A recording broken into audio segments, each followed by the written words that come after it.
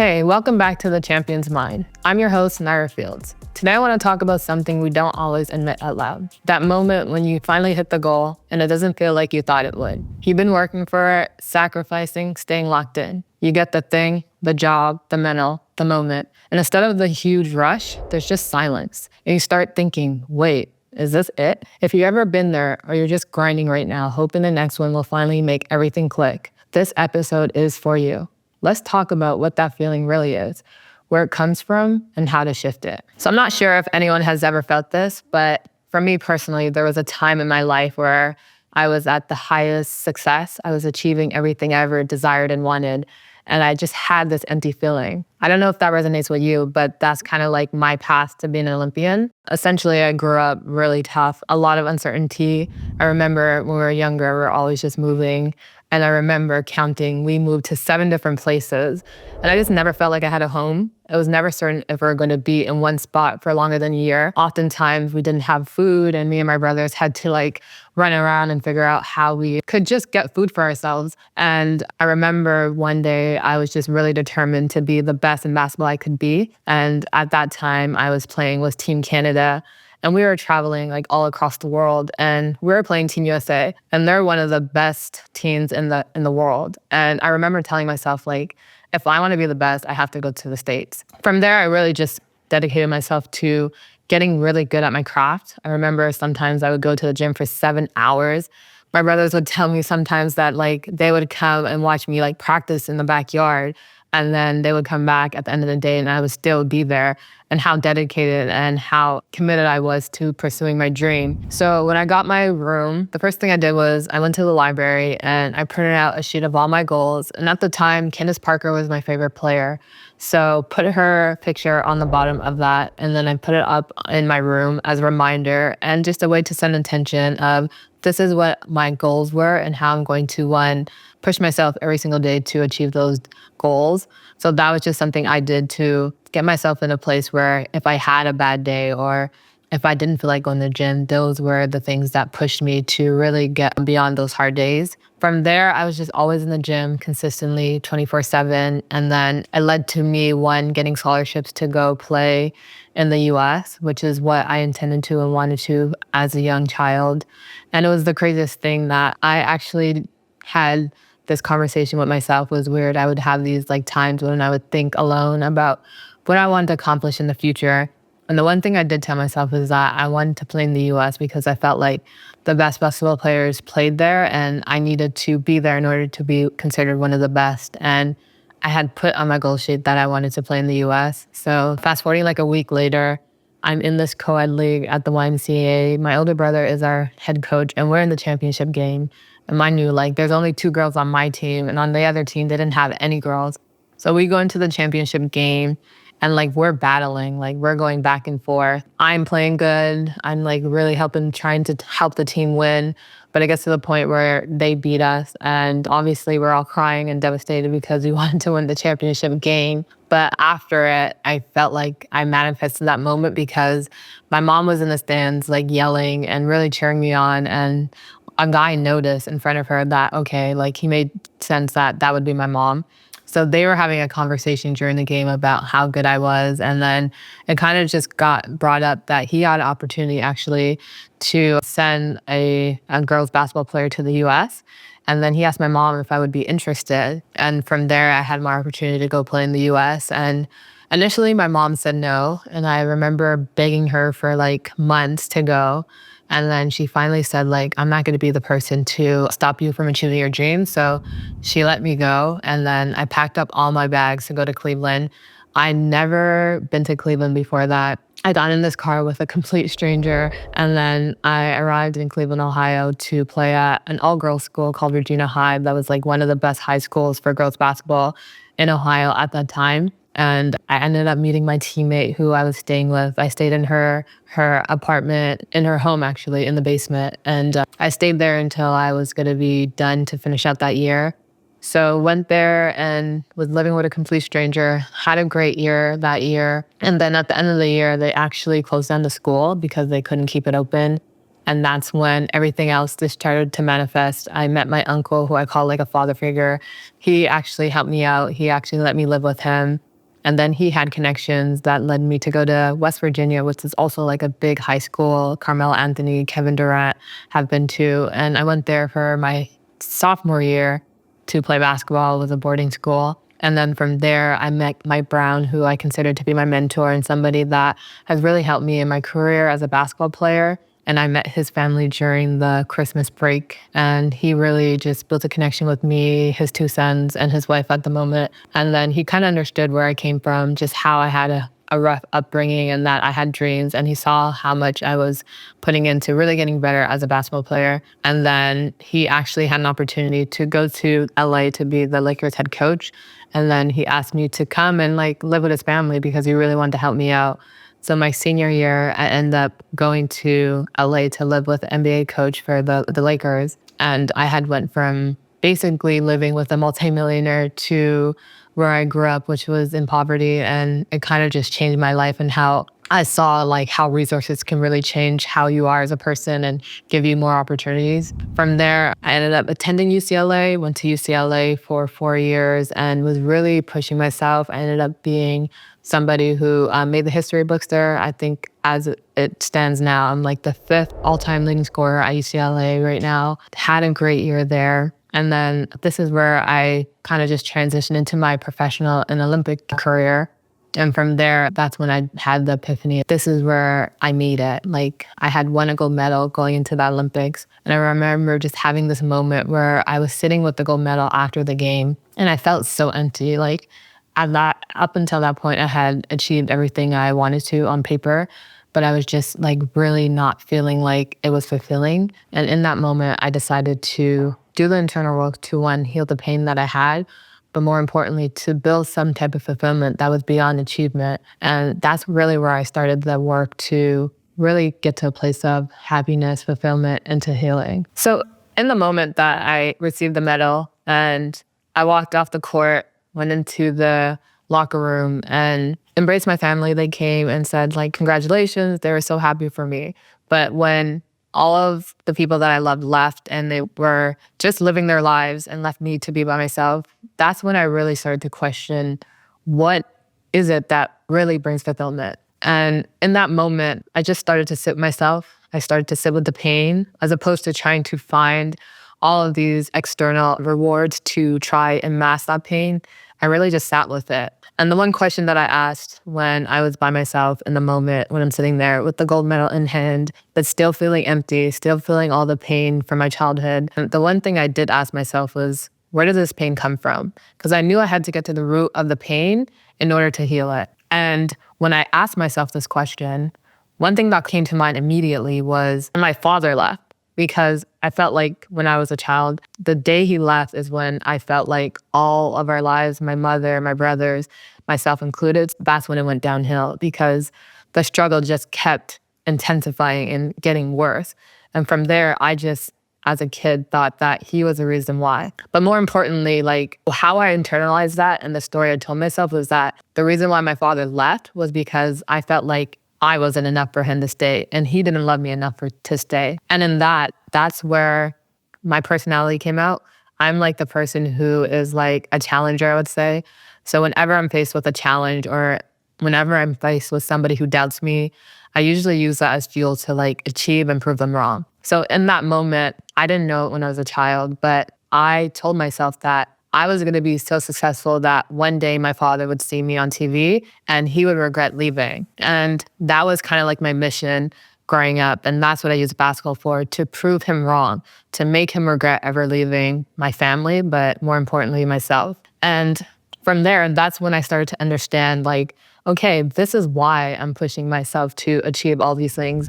And although that was like what I thought would heal the pain, it actually didn't. So I came to a moment where it's just like, okay, what I thought would heal the pain isn't, and I have to find something different. Because insanity essentially is doing the same thing over and over again and expecting a different result. And I knew that I couldn't just keep going and thinking it's going to, at some point, heal the pain that I had within. So from there, I really just did a lot of introspection and I had to really face everything, including my father, about the things that really hurt me. And the first thing I did was right before I attended Rio in 2016, actually. I reached out to my father. So we had training camp in Edmonton, and my mom had mentioned that my father lived in Edmonton. So I actually reached out to him because I really just wanted to know why he left. And I wanted to confirm if the story I'd told myself was true. So I reached out to my father. I bring him out to eat on a day that we had a day off. And I just asked him about his life. And as he was just like telling me about his life, and I was just like observing him and listening to everything he was telling me, I noticed that he was the type of person who played the victim. The more he told me about himself and the more I could witness who he was in front of me, I started to realize that the reason why he left had nothing to do with me. He honestly just had his own problems. And the pattern of his life was essentially every time he came into a hard situation or a problem, he would just run away from his problems. And then it was the craziest like epiphany moment, because in that moment I was like, I don't even remember having a relationship with this man, but here I am doing exactly what he is doing, which is every time I had a problem, I would not sit there and face it. I would like run away from my problem and figure out how to like make it better by not coming face to face with it. And he was doing that. So in that moment, I got so much awareness, so much understanding into one, how I was like living my life and how I was repeating a cycle that was super harmful and not beneficial for me. So from there, I just dedicated myself to one, being able to sit with my problems and face them head on. And from there, that's when I was able to really get to the root of the problem. And then eventually I got to a place where I no longer had that pain. And that was just the initial beginning of doing the work and healing. So diving more into what helped me create the shift to a place of operating, or I guess a place of having motivation based out of like an insecurity and a void, to a place of having a motivation that was out of like a growth mindset or love, I would say, is practical things that I actually did to get to that point. Was the first thing I did was I got a life coach, because there was so much like unhealed trauma, pain that I was not aware of. And if anybody knows anything about the Black community, therapy, life coaching is not something that we're familiar with or is like encouraged to do. Obviously, it's a trend now, but back then it wasn't. So the first thing I did was I got outside my comfort zone. I didn't know what a life coach was, but I knew I was enough pain that I needed to do something different, and I was willing to be very uncomfortable in the pursuit of healing. So I got a life coach, and honestly, just talking about it to another person that wasn't there or was not associated to anything that I had in my childhood was actually super helpful in building awareness. From there, having that conversation with her and dissecting all the things that happened to me in my childhood allowed me to build the awareness. I started building like a mindfulness practice. One, it started out of a place of I wanted to use it to like optimize my performance on the basketball court. But I realized it started not just affecting my on-court performance, but everything else in my life. And that's when I really started to dive deep into things that were not just transferable on the basketball court, but one, would help me become a more peaceful and better version of myself. And that's when I really started to go into basketball with a different purpose. So another story, a side story, is after my first Olympics, I actually got to a place where I had healed all of that trauma from my childhood. And I got to a place where like I no longer had the same joy or love for basketball that I did initially. And I was trying to figure out like, wait, where did it go? And in that process, I actually retired and I started doing a business on my own. From there, I was really trying to figure out like, where did my love for basketball go? Or was it even love to begin with? But what I came to understand was that I didn't really love basketball. Basketball was just a vehicle I used to, one, get out of a place of poverty, to survive, and as a way to, one, I guess, prove my father wrong, which was out of a place of like insecurity and not feeling enough. So once I had like healed that, come face to face with it, I did the work on that, the love I thought I had for basketball had dissipated. So during that time when I did come to a place where it's like, I just don't like this, I don't enjoy it, I retired. And in that 2 years when I did retire, I did just a lot of reflection on why did my purpose for basketball fade? And I started to realize that I could still play basketball, but I would just have to redefine that purpose. And for me, it came from a place of, it wasn't even about basketball. You know how people say like, ball is life?